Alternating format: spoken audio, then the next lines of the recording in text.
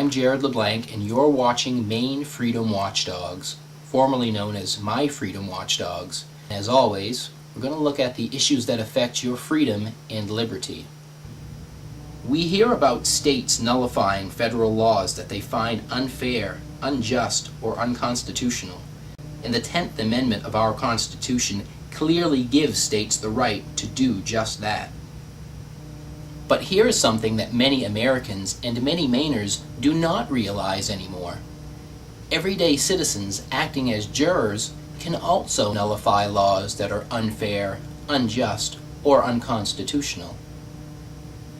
Today we're going to talk about the juror's right to veto laws. The trial by jury is the basis of our constitutional government. The juror's role is not to aid the prosecution by rubber-stamping the government's accusations against their fellow citizens. Their role is to protect their fellow citizen from unjust prosecutions and to ensure that the law being applied is a fair and just law. If the law is unjust or unconstitutional, then the jury, acting as the fourth branch of government, can veto the law by returning a not guilty verdict. The jury has a very specific political function, and if you go back and look at history, you can see that juries, when they refused to convict people who were harboring runaway slaves under the Fugitive Slave Act, they helped to get rid of slavery in this country because the government couldn't enforce the Fugitive Slave Act. Nobody would find anybody guilty, and the jurors back then really knew that they had this power to protect human rights, and so they wouldn't find anybody guilty. During Prohibition, the jurors refused to convict people who were selling whiskey and people who were manufacturing whiskey in, little stills or whatever, or bringing it in from Canada, whatever they were doing. And so that helped to overturn Prohibition. So that's all of these, by their refusals, caused the lawmakers of our country to have to go back and re-examine the laws they had passed and realize that they weren't supported by the people.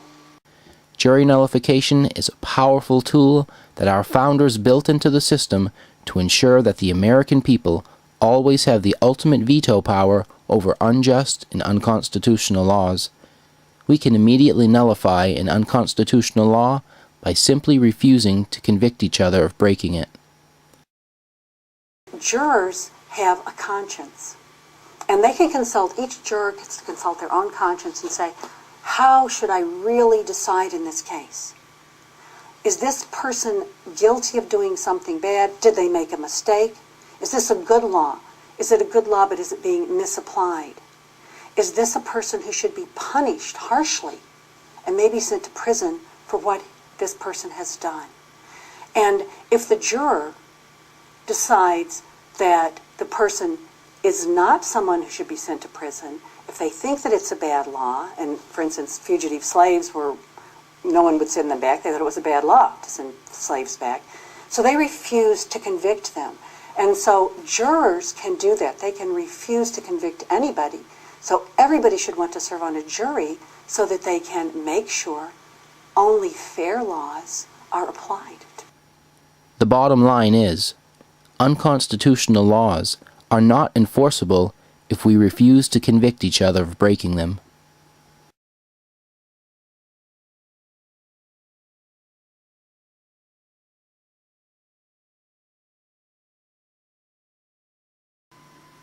When you engage in jury nullification, you become part of its proud history in America. For hundreds of years, jurors have disregarded the judge's instructions and refused to convict each other of breaking laws they viewed as unfair, unjust, or unconstitutional. In the early 1800s, nullification was practiced in cases brought under the Alien and Sedition Acts. The Alien and Sedition Acts threatened to take away free speech by making it a crime to speak out against the government. Thomas Jefferson held the acts to be unconstitutional and void. He urged states to nullify the laws by refusing to convict people of breaking them. After being elected president, Jefferson pardoned everyone who had been convicted of violating those unconstitutional laws. We have seen that jurors have the power to nullify unconstitutional laws by refusing to convict people of breaking them.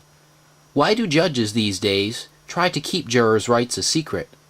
They don't tell jurors about their right to judge the law and reject it.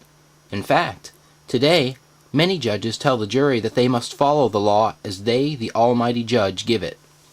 What should a person in good conscience do if they are a juror on a case where a fellow citizen is accused of breaking a law that is unjust or unconstitutional? Unfortunately, the United States Constitution does not specifically mention that jurors have the right to judge the law, but I was given a tip that the Maine Constitution does address the issue head-on, so I took a trip to the law library in Augusta, hoping to find my answer. It didn't take long to find the answer. Right on the first page of the Maine Constitution, it clearly states, "Jury may determine law." What could be plainer than that? So there it was in black and white. Article 1, Section 4 of the Maine Constitution expands on that to say, "The jury, after having received the direction of the court, shall have a right to determine, at their discretion, the law and the fact."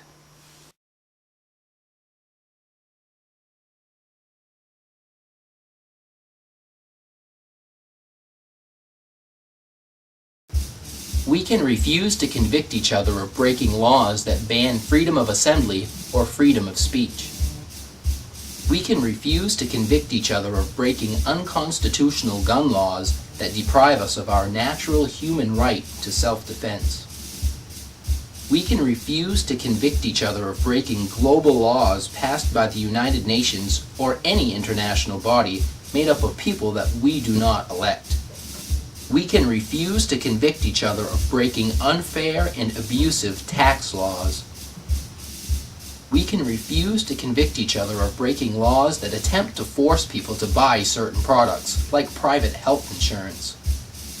We have the natural human right to decide what does or does not go into our own body, so we can refuse to convict each other of breaking laws that mandate people to take vaccinations. We can refuse to convict each other of breaking nanny-state victimless crime laws. It's been said that the average American commits 3 federal crimes every day without even realizing it.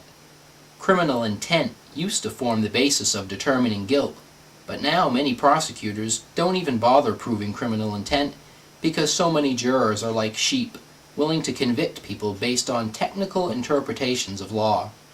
Is America still the home of the free if we lock up more of our citizens than any other country in the world, including China, which has over 1 billion more people than we do?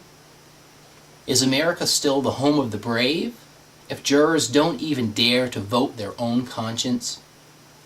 When you're in court and you get your instructions from the judge, he'll tell you that you're to judge the facts. He will not tell you that you also have to judge the law, because they don't want you to know that anymore. I know that there are laws of the land and there are statutes on the books, but there is also what's in my heart. And if I see no harm in my heart, then I cannot convict. Juries have the obligation to judge the law and the facts, not just the facts. I know it's a pain to serve on a jury. People don't want to do it. The pay is terrible. But everyone should seize on the opportunity to serve as a juror because it's our chance to play an important role in the political process. It is a great chance to truly be a watchdog for the freedom of our fellow citizens. Please pass this information on so that all potential jurors will know that it is the people who have the ultimate power in the American justice system. This has been Maine Freedom Watchdogs. Thank you for watching, and let's keep each other free.